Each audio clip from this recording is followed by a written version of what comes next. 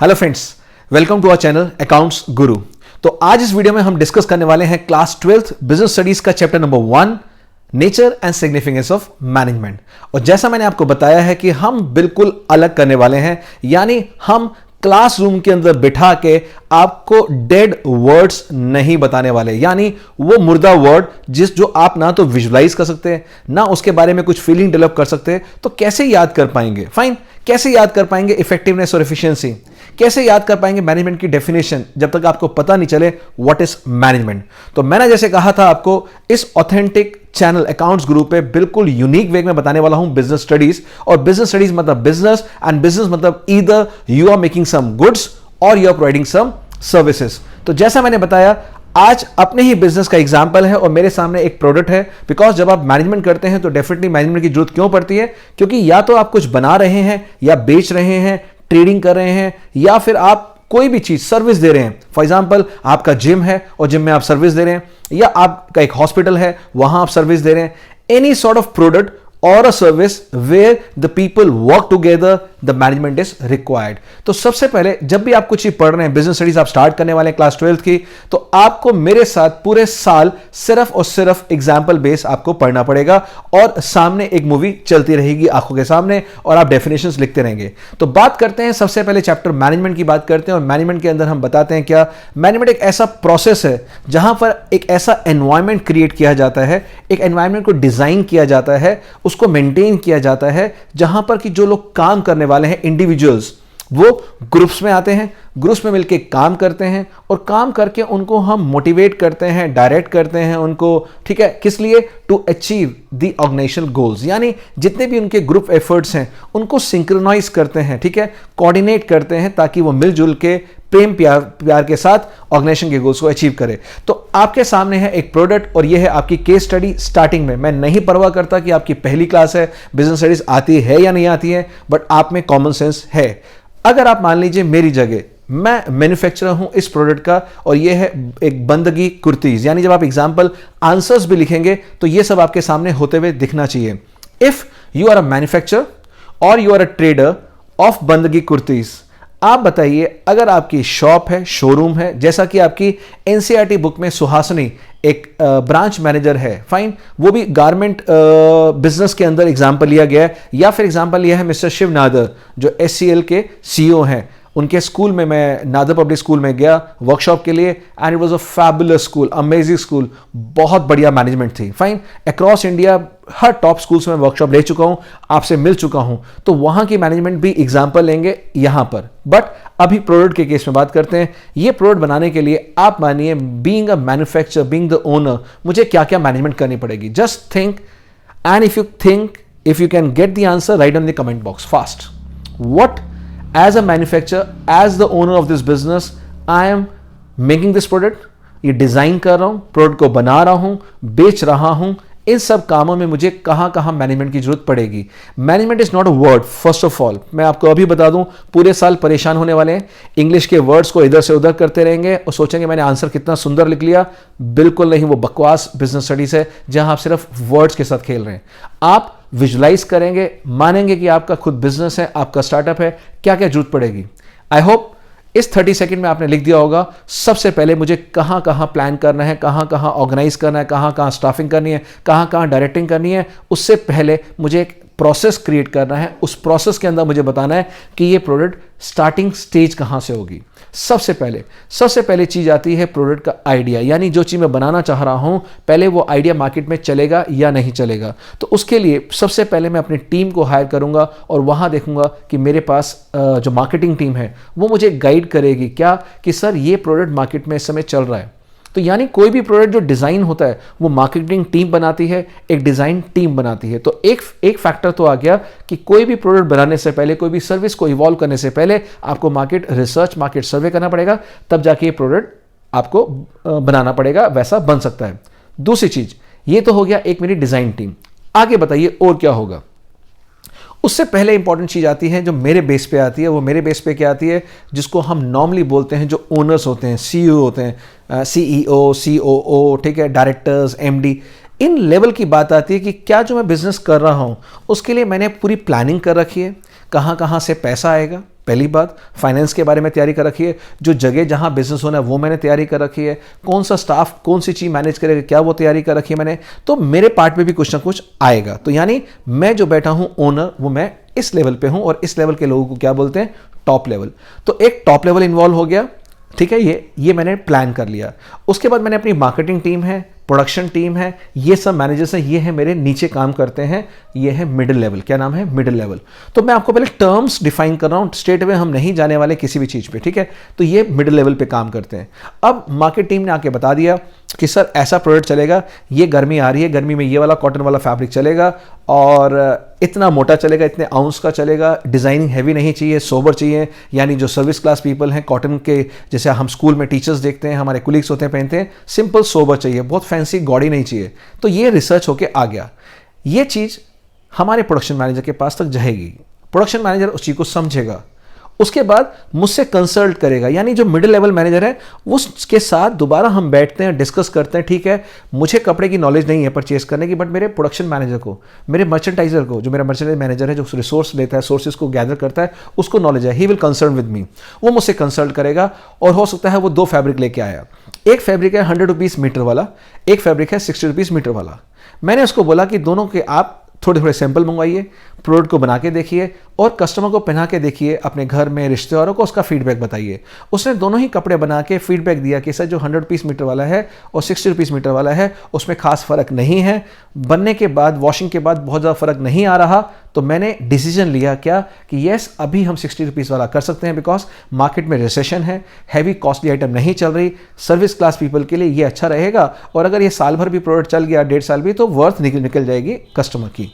It means यहां पर middle level ने टॉप लेवल के साथ बात करी, डिसीजन मेकिंग हुई, प्लानिंग हुई। तो इसलिए कहा जाता है कि यहां पर दोनों के बीच में जो हुआ वो क्या हो रहा है, yes this is what is a management, this is what is a coordination, this is what is a synchronise of efforts और एक्टिविटीज एट ईच लेवल। ये सब चीजें हो रही है, ये अभी पढ़ेंगे थ्योरी, बट थ्योरी पे नहीं, अभी हम प्रैक्टिकल पढ़ना है। दूसरी बात, मेरे प्रोडक्शन मैनेजर ने बना दिया, प्लान बना लिया कैसे कैसे बनेगा, कौन सा स्टाफ बनेगा, कौन करेगा, स्टाफ भी रख लिया, कारीगर भी बुला लिए गए। अब ये सब चीज़ें क्या हो रही है, स्टाफिंग हो रही है, ठीक है, रिसोर्सेज कहाँ कहाँ से आएंगे वो सब ऑर्गेनाइज कर लिया हमने। अब प्रोडक्शन मैनेजर जाएगा फैक्ट्री में, और फैक्ट्री का जो इंचार्ज है उसको बोलते हैं सुपरवाइजर, या उसको बोलते हैं फोरमैन, यानी फर्स्ट लाइन मैनेजर्स। अब production manager first line manager को, सुपरवाइजर को बुलाएगा अपने कमरे में और कहेगा सर ये प्रोडक्ट है, ये गारमेंट है, ये कपड़ा है, अब ये कपड़ा कटिंग करना है, कटिंग मास्टर कटिंग करेगा, ये कटिंग होके एम्ब्रॉयडरी पे जाएगा, बटन्स जो हैं बटन सोर्स कर लिए गए हैं, ये सारी बातें वो प्रोडक्शन मैनेजर फोरमैन को बता देगा।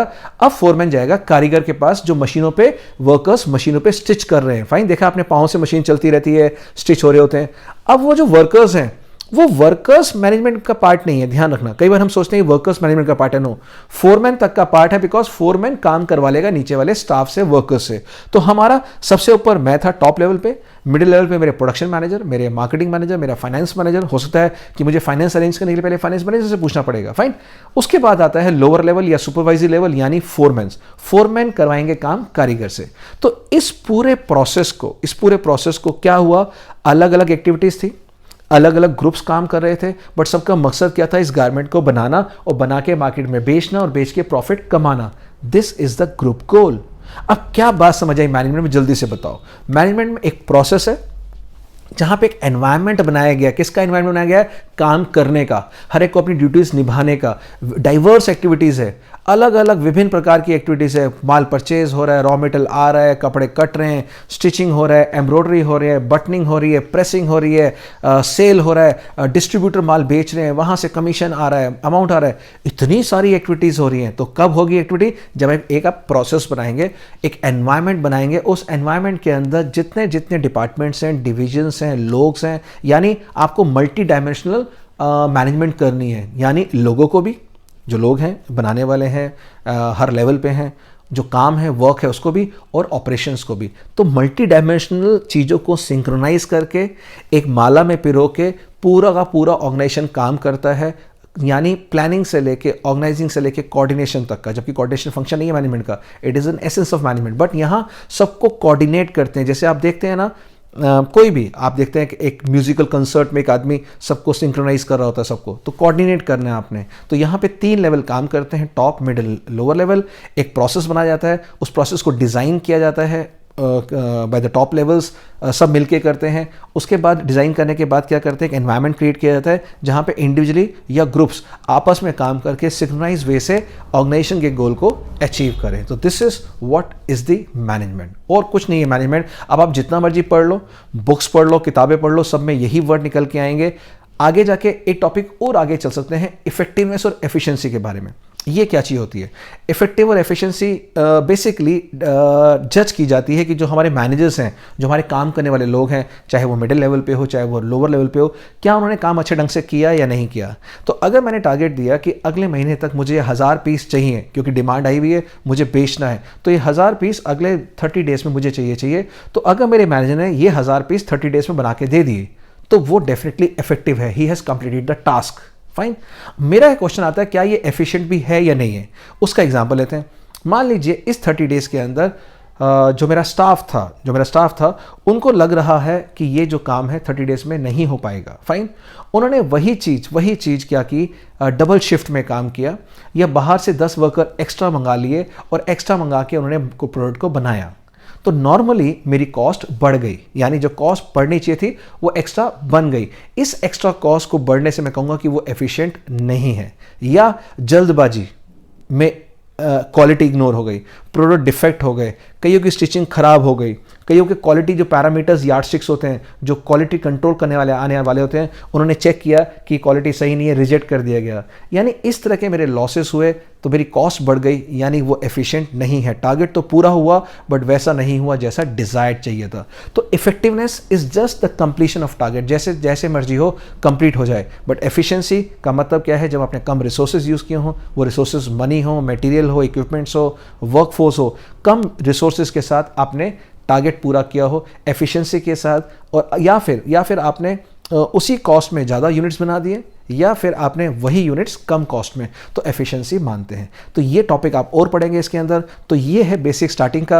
अब आप किताब में पढ़िए और देखेंगे आप, सबसे पहले आपको सुहासिनी का जो आपकी एनसीईआरटी बुक में एग्जाम्पल होगा, एचसीएल का होगा कि किस तरह से उन्होंने मैनेज किया, और ये अलग अलग लेवल पे काम कर रहे हैं, अलग अलग साइज है ऑर्गेनाइजेशन का। तो साइज फर्क नहीं पड़ता, छोटी या बड़ी हो, प्रॉफिटेबल हो या नॉन प्रॉफिटेबल ऑर्गेनाइजेशन हो, सर्विस बना रही है या गुड्स बना रही है, हर जगह मैनेजमेंट चाहिए। मैनेजमेंट आपको चाहिए हॉस्पिटल्स के अंदर, आपको मैनेजमेंट चाहिए स्कूल्स के अंदर, आपको स्पोर्ट्स टीम में कंसर्ट कराना। अभी हमने एक कंसर्ट अटेंड किया था लास्ट ईयर गुरु रंधावा का। What a management there was, अच्छे ढंग से मैनेजमेंट किया गया। हमारी वर्कशॉप्स होती है, आई कम टू योर स्कूल, कई स्कूल्स में मैं देखता हूँ एंट्री गेट से लेके एंड तक, अंदर जाने तक प्रॉपर मैनेजमेंट होता है।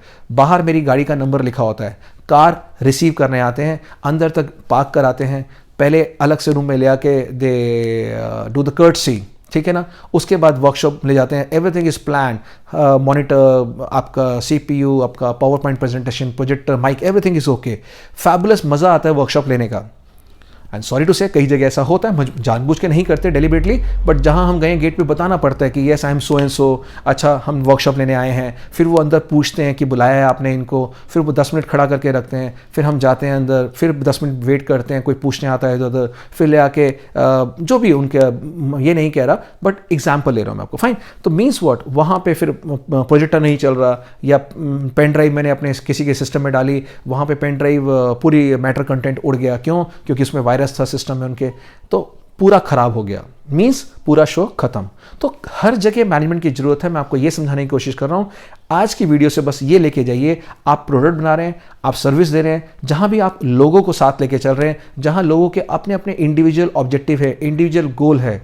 जो कारीगर इसको बना रहा है उसका गोल है बच्चों की पढ़ाई के लिए उसको पैसा चाहिए। जो प्रोडक्शन मैनेजर है उसने अपनी गाड़ी नहीं खरीदी, उसकी किस्तें जानी है, उसको पता है कि मुझे यहाँ से कमाना है, सैलरी की जरूरत है। हर एक का अपना अपना इंडिविजुअल गोल है। हो सकता है ऑर्गेनाइजेशन के लिए भी एक होता है पर्सनल गोल, एक होता है ऑर्गेनाइजेशनल गोल। ऑर्गेनाइजेशन गोल को भी वो अचीव कर रहे हैं, बट क्या वो सही ढंग से कर रहे हैं?